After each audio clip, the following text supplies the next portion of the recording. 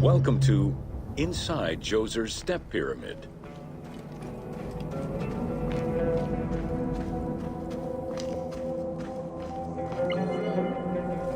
The architect of the Step Pyramid, Imhotep, was a man of great importance to Pharaoh Djoser and ancient Egyptians in general.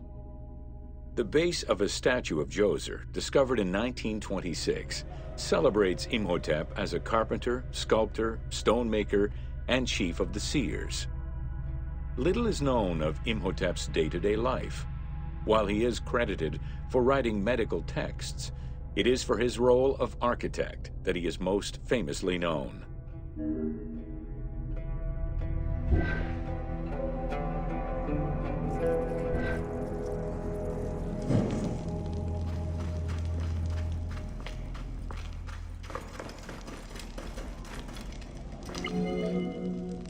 From the design of the pyramid to the elements within the complex itself, Imhotep set out to create something that would immortalize his king. An architectural achievement, the Step Pyramid was made from stone blocks instead of mud brick. It was the first time Egyptians built a monument of that height. Imhotep explicitly intended for the stone to reflect natural materials.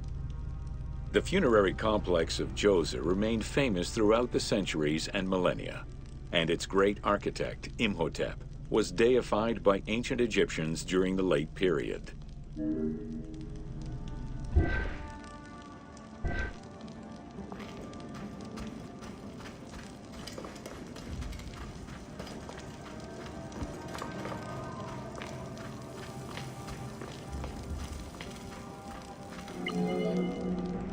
In addition to the central subterranean palace built for Djoser, 11 wells were dug.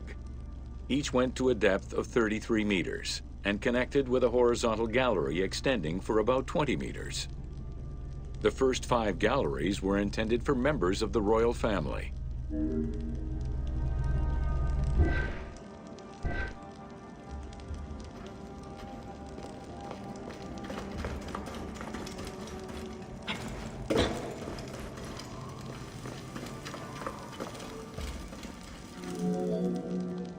Two passages lead underground and branch off in 3 directions to various magazine galleries. This vast underground space accommodated sections for storage and ceremonial offerings.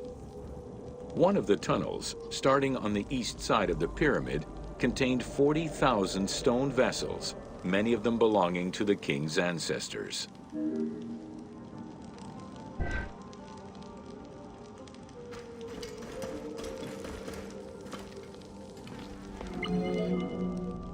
The burial chamber of Djoser is located at the bottom of a 28-meter deep central shaft. According to Egyptologist Jean-Philippe Lauer, the chamber was originally made from polished blocks of limestone, while its ceiling was decorated in 5-pointed stars. At some point, however, the limestone blocks were replaced entirely by pink granite blocks, leaving behind only fragments of limestone blocks decorated with stars.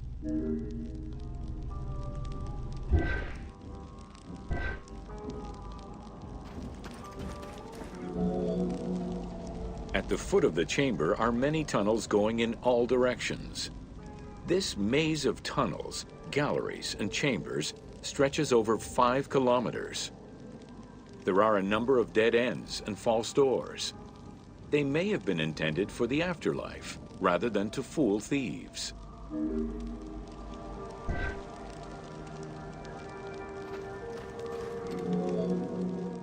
Unlike the Great Pyramid of Giza, or Menkaure, the Pyramid of Djoser does not have any extra openings dug out by thieves.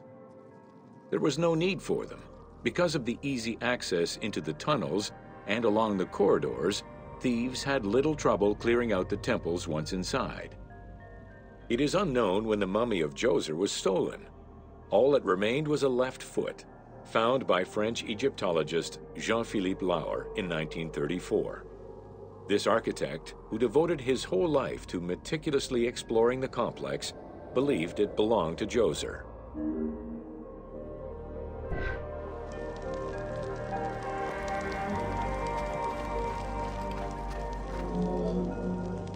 The pharaoh's apartments, also known as the blue chambers, are decorated with blue-green tiles meant to imitate the reed matting that covered the walls and windows of his palace.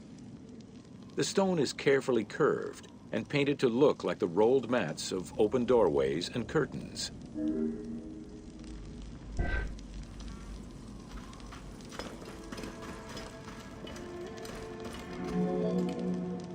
There are two long rooms running side by side along a north-south axis. The south room has false doors separated by stone panels, while the north room is a corridor which allows access to side chambers. Nearby chambers originally housed the pharaoh's treasures.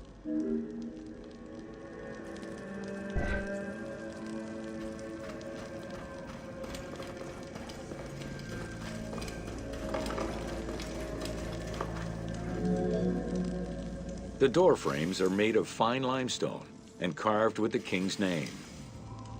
As in the south tomb, reliefs are carved into the doorways. These reliefs show the king performing rituals and visiting divine sanctuaries for all eternity. Their interiors are fictive additions made by the team to add to the wonders of the tomb. It is clear from the elaborate detail and scale of the complex that this funerary monument was a technological marvel of its time.